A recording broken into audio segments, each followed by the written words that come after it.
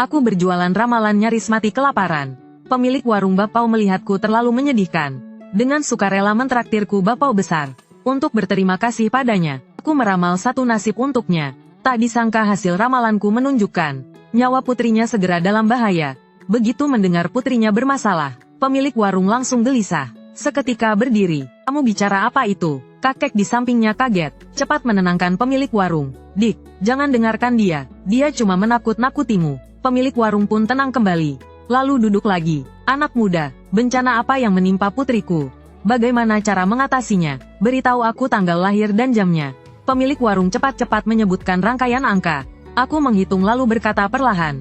Pacar putrimu saat ini adalah sumber bencananya. Dia orang jahat, dengan licik ingin mencelakai putrimu. Pemilik warung langsung lega, karena putrinya sama sekali tidak punya pacar. Sepertinya anak muda ini hanya kebetulan menebak benar. Sedikit saja, anak muda, putriku belum punya pacar. Kamu lihat sendiri, aku bilang kan kamu penipu. Pinggang kakek itu jadi lebih tegap. Ekspresinya juga terlihat bangga. Ramalanku pasti tidak salah. Mungkin saja dia tidak memberitahumu. Pinggang kakek itu kembali membungkuk. Aduh, memang bisa saja begitu. Kenapa tidak kamu telepon dan tanya langsung? Pemilik warung berpikir sejenak. Masalah ini memang sulit dipastikan. Bisa jadi gadis itu menyembunyikannya darinya. Lalu dia mengeluarkan ponsel dan menelepon putrinya.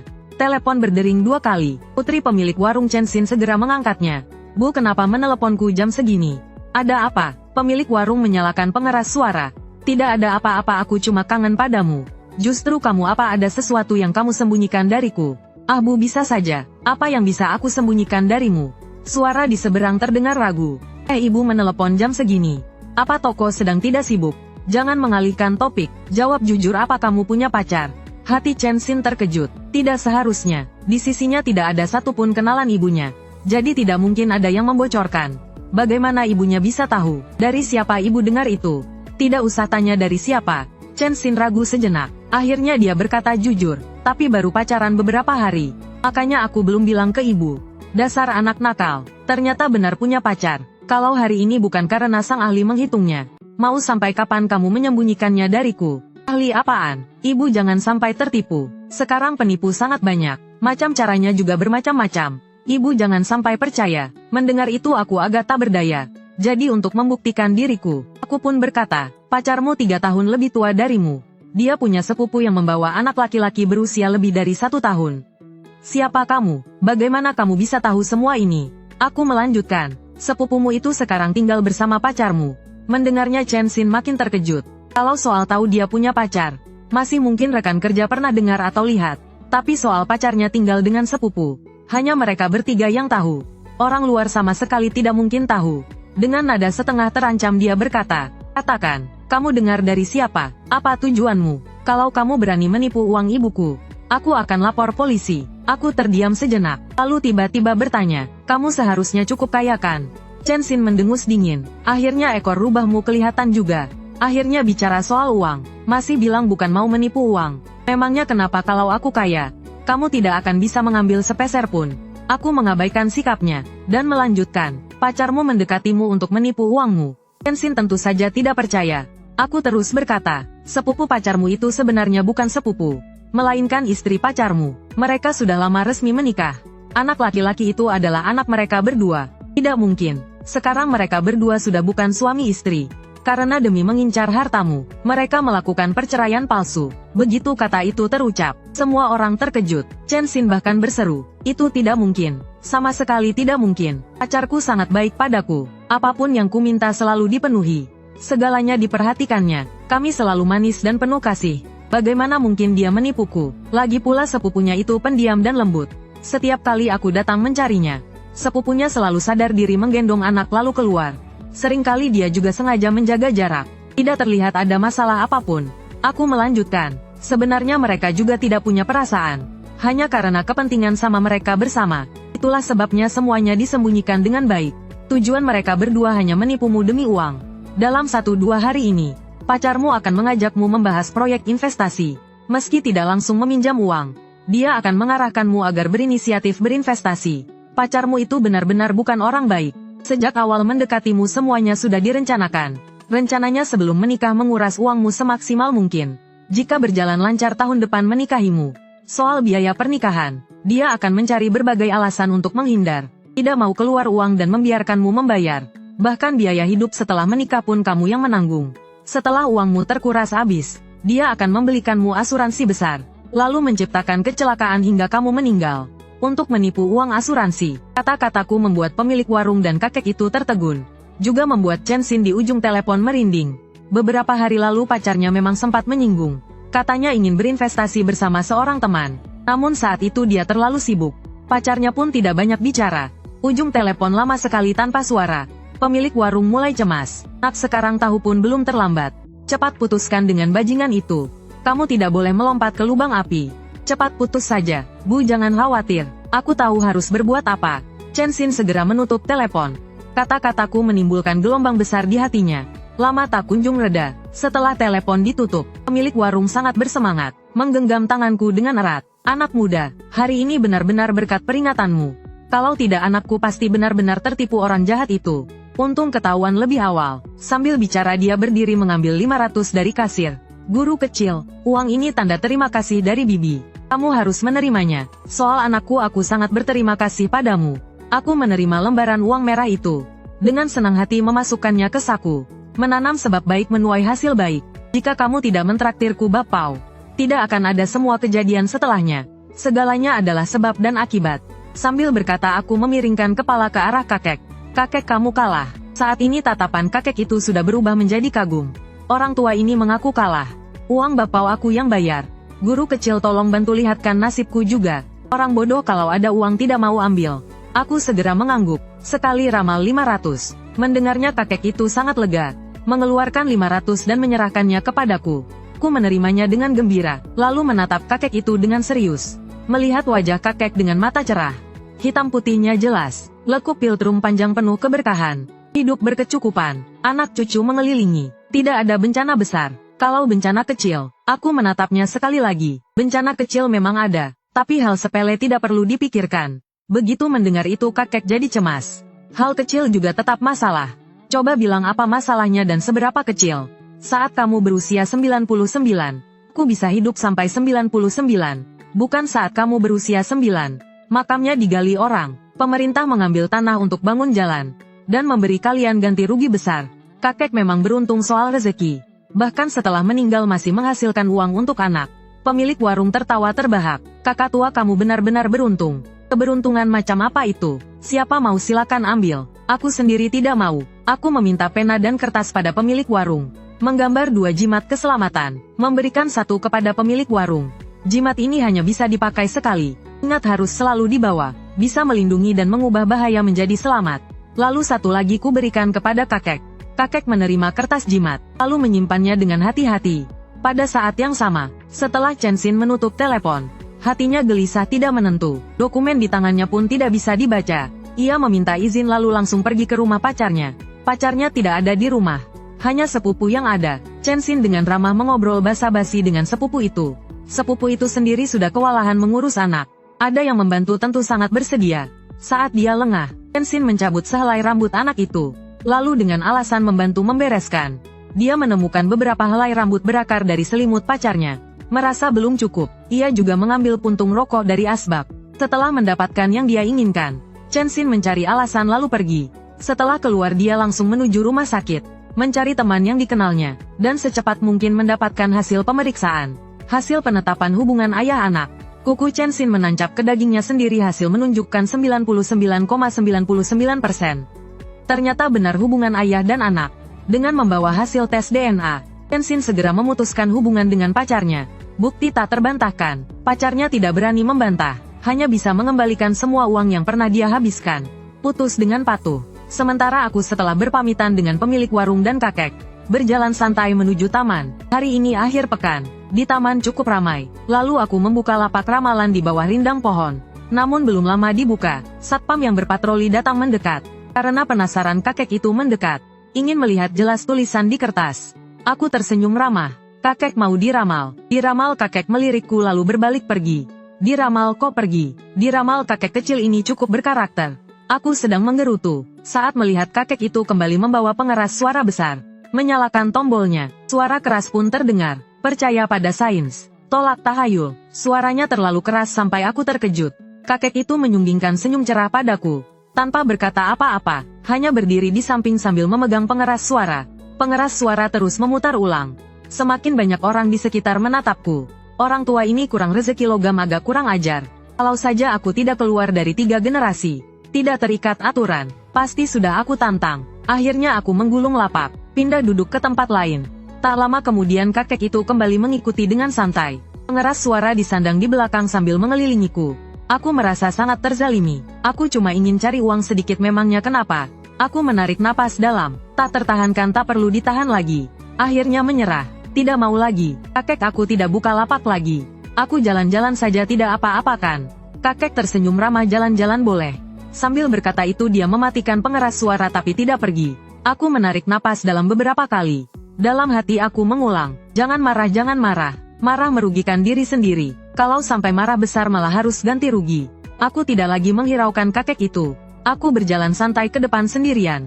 Melihat keramaian orang-orang, suasana hatiku ikut-ikut ceria tanpa sadar. Di taman ada banyak pedagang kaki lima, menjual berbagai macam barang. Aku jadi sangat penasaran. Apapun yang kulihat ingin kubeli. Tiba-tiba aku berhenti melangkah. Di taman ada sebuah area pepohonan. Di bawah pohon ada beberapa orang piknik. Tertawa dan bercanda sangat meriah. Aku menatap mereka dengan serius. Ragu cukup lama. Akhirnya aku melangkah mendekat. Liu Yanru yang sedang piknik melihat aku mendekat lalu bercanda. Mas, kamu mau minta wecet kami ya? Mendengarnya aku tidak marah. Hanya anak kecil saja. Umurnya bahkan belum sebanding denganku. Aku malas mempermasalahkannya. Kalian mau beli jimat keselamatan. Bisa melindungi kalian tetap aman. Satpam kakek dari jauh mendengar ucapanku. Sambil membawa pengeras suara ia berjalan ke sini. Orang-orang yang piknik serempak menatapku. Mengira mereka salah dengar. Apa-apaan ini? Mas ini bukan mau mendekati kami. Ternyata malah jual jimat. Seketika pandangan mereka kepadaku berubah-ubah. Sayang sekali cowok seganteng ini. Ternyata otaknya bermasalah. Ternyata langit memang adil. Kamu sebaiknya cepat pulang saja. Orang rumahmu pasti sudah sangat khawatir. Kamu masih tahu jalan pulang tidak? Perlu kami antar kamu pulang? Aku tetap menggelengkan kepala. Benar-benar tidak mau. Tapi di bawah kalian duduk ada seseorang. Dia akan mengikuti kalian. Ada yang langsung tidak senang. Mas jangan asal bicara. Mana ada orang? Aku menunjuk ke bawah tempat duduk mereka. Gali 1 meter ke bawah dari sini. Ada satu jasad perempuan. Sebagian orang ketakutan lalu berdiri. Sebagian lagi tidak percaya. Aku menunjuk ke tempat lain sambil berkata, di sini gali belasan sentimeter. Ada sebuah gelang. Kalau tidak percaya coba gali. Liu Yanru menelan ludah, menarik senyum yang dipaksakan. Bicaranya seperti sungguhan. Sekarang modus penipuan sudah secanggih ini. Saat umur 5 tahun kamu jatuh ke sungai hampir tenggelam. Setelah diselamatkan demam tinggi 3 hari. Saat 1 tahun kemudian orang tuamu bercerai. Kamu ikut ibumu sampai dewasa. Pacar pertamamu. Setelah 6 bulan berselingkuh darimu. Perlu aku lanjutkan lagi? Wajah Liu Yanru langsung berubah drastis. Lalu aku berjalan ke arah kakek itu. Kakek punya anak laki dan perempuan.